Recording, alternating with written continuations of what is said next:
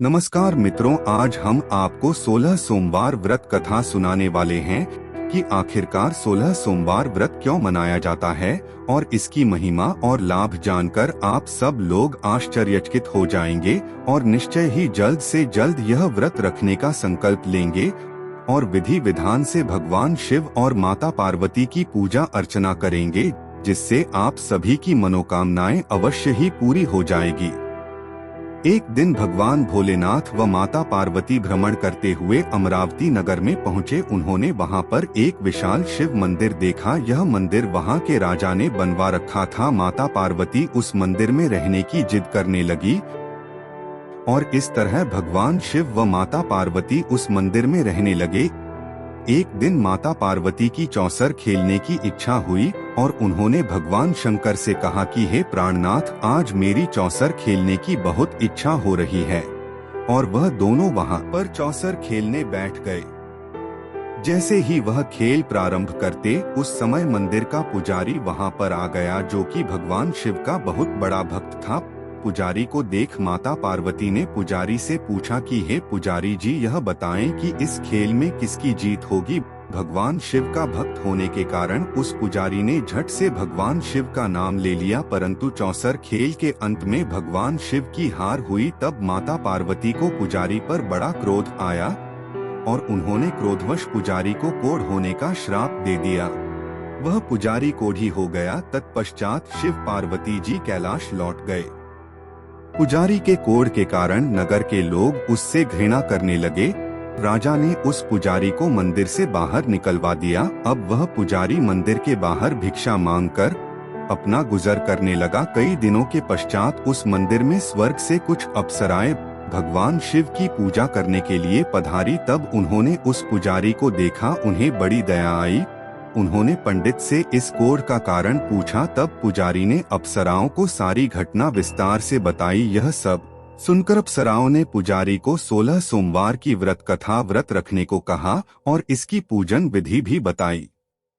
अप्सराओं ने कहा कि सोमवार के दिन सूर्योदय से पहले उठकर स्नान आदि करके स्वच्छ वस्त्र धारण करना, फिर एक सेर गेहूं का आटा लेकर उसका 3 भाग करना। इसके बाद भगवान शिव के समक्ष घी का दीपक जलाना और जल और बेल पत्र चढ़ाना और प्रदोष काल में धूप, फूल, चंदन, अक्षत इत्यादि पूजा की सामग्री के साथ भगवान शिव की पूजा अर्चना करना और गेहूं के आटे का एक भाग भगवान शंकर को चढ़ाना और दूसरा भाग स्वयं रखना और तीसरे भाग का प्रसाद बनाकर स्त्री पुरुषों और बच्चों में बांट देना। और इस तरह व्रत करते हुए जब 16 सोमवार बीत जाए तो 17वें सोमवार के दिन पाव भर आटे में गुड़ और घी मिलाकर उसका चूरमा बना लेना और भगवान शिव को भोग लगाना। इसके पश्चात वह प्रसाद स्त्री पुरुषों और बच्चों में बांट देना। इस प्रकार 16 सोमवार का व्रत करने से भगवान शिव तुम्हारे कोढ़ को समाप्त कर देंगे और तुम्हारी सभी मनोकामनाएं पूरी हो जाएगी। इतना कहकर वे अप्सराएं स्वर्ग लोक को चली गई। पुजारी ने अप्सराओं के कथन के अनुसार 16 सोमवार का व्रत रखा, जिसके फलस्वरूप भगवान शिव की कृपा से उसका कोढ़ नष्ट हो गया और वह पुनः स्वस्थ हो गया और वहां के राजा ने उसे दोबारा से मंदिर का पुजारी बना दिया। इसके पश्चात वह आनंद से भगवान शंकर की पूजा करते हुए जीवन व्यतीत करने लगा। कुछ दिनों बाद भ्रमण करते हुए भगवान शिव और पार्वती पुनः उस मंदिर में पधारे। पुजारी को कोढ़ मुक्त देखकर पार्वती जी ने आश्चर्य से उसके कोढ़ मुक्त होने का कारण पूछा। तब पुजारी ने उन्हें 16 सोमवार की व्रत महिमा के बारे में बताया। पार्वती जी व्रत की महिमा सुनकर बहुत प्रसन्न हुई और उन्होंने पुजारी जी से इसकी संपूर्ण विधि पूछी और स्वयं 16 सोमवार का व्रत रखना प्रारंभ कर दिया।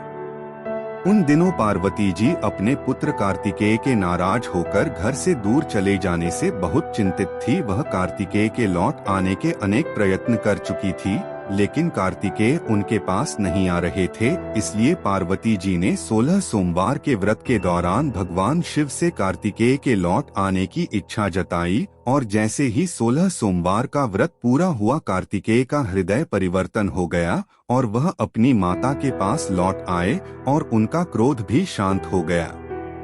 कार्तिकेय ने अपनी माता से पूछा कि आपने ऐसा कौन सा उपाय किया कि जिससे मेरा हृदय परिवर्तन हो गया और मैं लौट आया। तब माँ पार्वती जी ने कार्तिकेय को 16 सोमवार की व्रत की कथा सुनाई। कार्तिकेय इस व्रत की महिमा जानकर बहुत प्रसन्न हुए और तब उन्हें अपने एक ब्राह्मण मित्र ब्रह्मदत्त की याद आई जो उनसे दूर चला गया था और बहुत सालों से नहीं मिला था। व्रत के दौरान उन्होंने भगवान शिव से अपने ब्राह्मण मित्र के लौट आने की कामना करी और जैसे कि 16 सोमवार का व्रत पूर्ण हुआ वैसे ही उनका मित्र लौट आया। कार्तिकेय अपने मित्र से मिलकर बहुत प्रसन्न थे।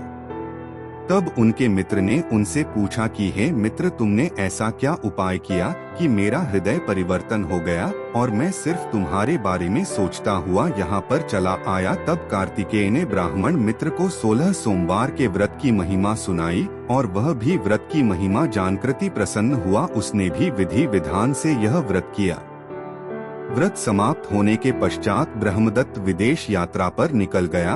वह एक नगर में पहुंचा जहां के राजा हर्षवर्धन की पुत्री का स्वयंवर हो रहा था। वहां राजा ने यह प्रतिज्ञा ले रखी थी कि एक हथिनी जिसके गले में भी वरमाला डालेगी वह अपनी पुत्री का विवाह उस व्यक्ति से कर देगा। वह ब्राह्मण भी स्वयंवर देखने महल में चला गया। वहाँ कई राज्यों के राजकुमार सज धज के बैठे हुए थे। तभी वहाँ पर सजीद जी एक हथिनी सूंड में जयमाला लिए आई और उस हथिनी ने ब्राह्मण के गले में जयमाला पहना दी, जिस कारण से राजा ने अपनी पुत्री राजकुमारी का राजकुमारी ने ब्राह्मण से करवा दिया कि हे प्राणनाथ, आपने ऐसा कौन सा शुभ कार्य किया था जो उस हथिनी ने सभी राजकुमारों को छोड़कर आपको जयमाला पहनाई। तब उस ब्राह्मण ने अपनी पत्नी को 16 सोमवार के व्रत की महिमा के बारे में बताया। तब राजकुमारी ने भी 16 सोमवार की व्रत कथा करने का निश्चय लिया और पुत्र प्राप्ति की मनोकामना लिए 16 सोमवार का व्रत पूरा किया। भगवान शिव की कृपा से उसे एक सुंदर पुत्र पैदा हुआ जिसका नाम उन्होंने गोपाल रखा।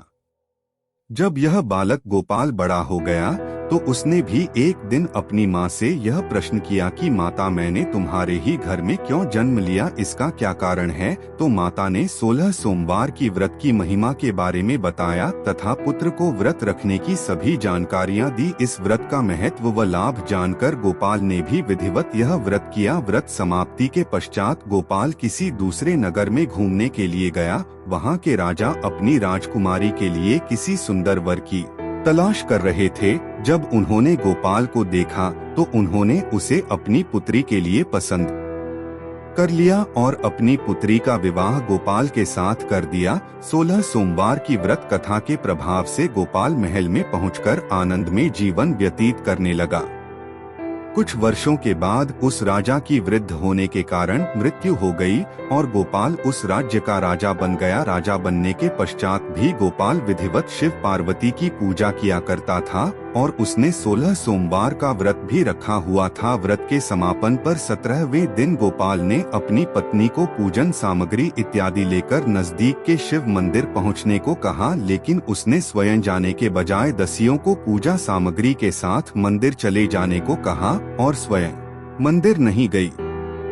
इस प्रकार जब राजा की पूजा समाप्त हुई तो आकाश से आकाशवाणी हुई कि हे राजन, तेरी पत्नी ने 16 सोमवार व्रत का अनादर किया है, इसलिए तुम रानी को महल से निकाल दो, नहीं तो तुम्हारा सारा वैभव नष्ट हो जाएगा। आकाशवाणी सुनकर राजा ने महल पहुंचने के बाद सिपाहियों को बुलाकर यह आदेश दिया कि रानी को पकड़कर राज्य के बाहर छोड़ दिया जाए और सैनिकों ने ऐसा ही किया।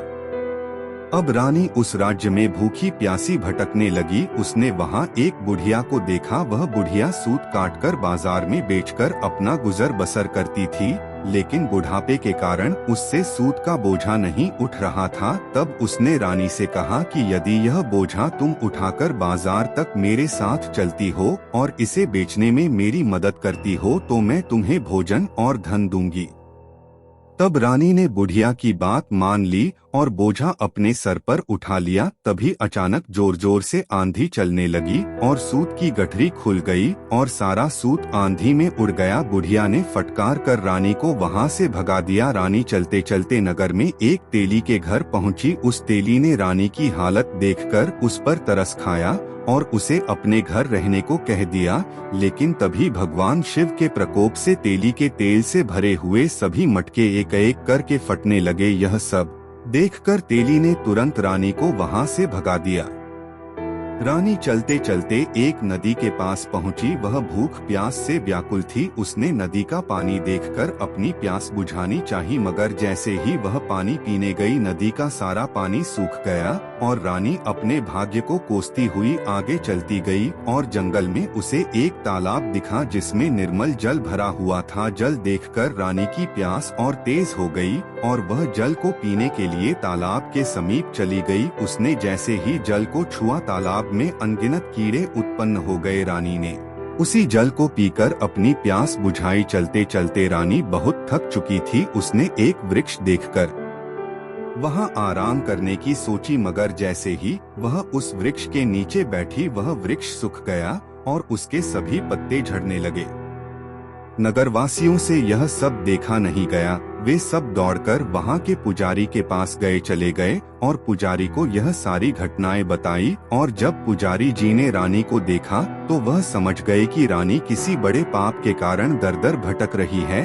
पुजारी जी ने रानी से पूछा कि हे पुत्री, तुमने क्या पाप किया है जो तुम दर दर भटक रही हो। तब रानी ने पुजारी को अपने पति के आदेश पर मंदिर में ना जाकर शिव की पूजा न करने की सारी कथा सुनाई।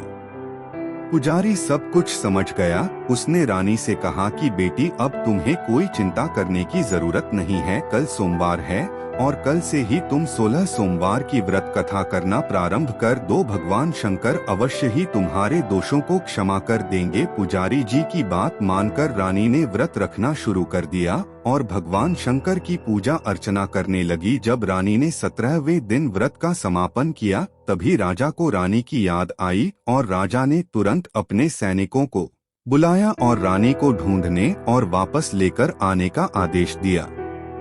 रानी के महल वापस आते ही नगर में खुशियां मनाई गई। पूरे नगर को सजाया गया और राजा ने स्वयं अपने हाथों से ब्राह्मणों को वस्त्र, अन्न, धन का दान किया और इस तरह रानी 16 सोमवार का व्रत करते हुए राजमहल में आनंद में जीवन व्यतीत करने लगी। भगवान शंकर की कृपा से उसके जीवन में सुख ही सुख भर गया। इस प्रकार 16 सोमवार की व्रत कथा करने से मनुष्य के जीवन में सभी कठिनाइयां समाप्त हो जाती हैं और उसकी सभी मनोकामनाएं पूर्ण हो जाती हैं और वह आनंद में जीवन व्यतीत करते हुए परमधाम को प्राप्त होता है। अगर आपको वीडियो पसंद आई हो तो वीडियो को लाइक और चैनल को सब्सक्राइब करना ना भूले। धन्यवाद।